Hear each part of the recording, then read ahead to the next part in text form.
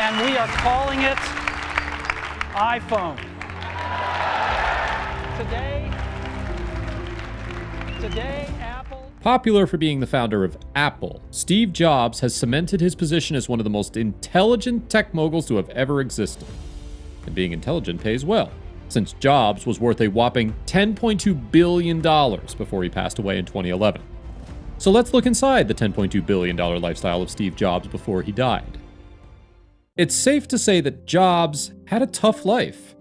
Immediately after his birth in San Francisco, California, Jobs was put up for adoption. And after he was adopted, he was raised in a fairly humble setting in the San Francisco Bay Area.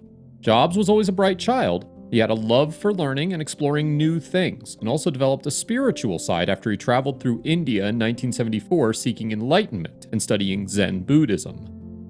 After returning to the United States, he co-founded Apple in 1976 and started his tech journey. And in just a couple of years, Jobs was able to establish himself as an industrial designer, business magnate, investor, and media proprietor. Jobs was a man who believed in the minimalist way of life. For him, spending money wisely was important. He preferred saving instead of splurging on useless things. This is also why he chose to buy very few estates instead of having a fancy collection of houses. One of his favorite homes was the Grand Estate at Palo Alto. This was a serene little place tucked away on a Palo Alto corner of Waverly Street where he enjoyed time with his family. The house is an antique 1930s Tudor-style home, which he bought in the mid-1990s after his marriage with Lorraine.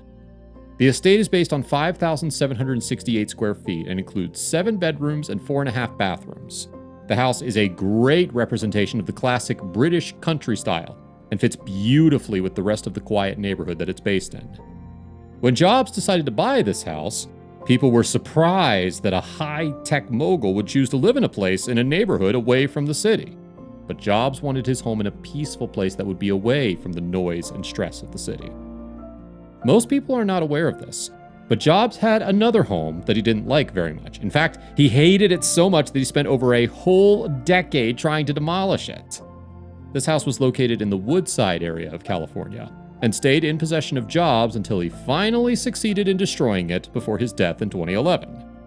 But before this historic estate was destroyed, Jobs abandoned it and never really set foot in it. The house was known as the Jackling House and was first built by a renowned architect named George Washington Smith in 1925. Smith was also considered the foremost creator of the Spanish colonial revival architectural style that is still very popular in the United States. Nobody really knows what attracted Jobs to this mansion, but once he set his eyes on it, he knew that he wanted to buy it for himself. Even though he regretted his decision later, the mansion was clearly a sight to behold. It spanned across 17,250 square feet and was made of 30 rooms. It's obvious that Jobs had no use for a space that big, but he might have decided to keep it because of the beautiful scenery surrounding it. The residence sits on 6 acres of land, most of which includes landscaped gardens, large traditional courtyards, open-air balconies, and many other indoor-outdoor access connections. Jobs purchased it in 1984 for $3.5 million, but later decided that he wanted to build a smaller, minimal home and stopped maintaining it. Even though Jobs wasn't a fan of large, expensive homes, he was definitely a fan of expensive cars. In fact, his regular vehicle of choice was the Mercedes-Benz SL55 AMG. This car was introduced to the masses in 2002 and has been a popular vehicle since then. And with a top speed of 250 kilometers an hour, this vehicle had almost everything Jobs needed in a car. He also owned the BMW Z8, which is one of the rarest vehicles in BMW's lineup. In fact, BMW only ever made just 6,000 units of this car. Aside from how much of a special commodity this car is, Jobs must have also been attracted to it because it's simply just a great car with powerful features. This might surprise you, but despite being a tech mogul, Jobs was actually a fan of older cars. He owned a Nash Metropolitan convertible, which was originally built and sold from the early 1950s until 1961. It was also one of the first subcompact cars to be widely available on the market. Apparently, Jobs attached sentimental value to his older cars, especially his Volkswagen Transporter. Jobs used to own a Transporter when he was younger, but had to sell it to make ends meet because he was struggling financially. So he decided to buy the same car again when he had the money. He also owned multiple Porsches, including the famous 928, which may have been one of the first Porsche cars he ever bought. At that time, this car was a big deal for Porsche because it was the first car they used a V8 engine in. The 928 earned a reputation for being the perfect combination of a luxury and a sports car. The second Porsche sports car to receive the Steve Jobs stamp of approval was their renowned 911. This car had been the choice for many successful celebrities, including Eminem. The third Porsche he owned was the 944. This was one of the most successful Porsche cars in 1991, so it makes sense why Jobs wanted to get his hands on it.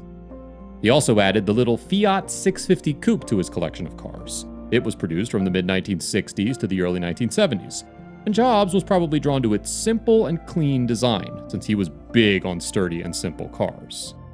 Jobs had the cutest love story with his wife, Lorraine Powell. He first saw her when he gave a lecture at the Stanford Graduate School of Business where she was a student. Soon after the event, he got into contact with her to ask her out for dinner. This was because he was apparently smitten by her beautiful face, and it even made him nervous during the lecture. Thankfully, Lorraine agreed to go out on a date with him, and the couple soon became official. Jobs proposed to her on New Year's Day, 1990, with a fistful of freshly picked wildflowers. Lorraine was obviously smitten and said yes to him immediately. After this, the couple had a small private wedding with their family and friends and went on a short honeymoon immediately after. Their first child, Reed, was born in September 1991, and Jobs' father, Paul, died a year and a half later in March 1993.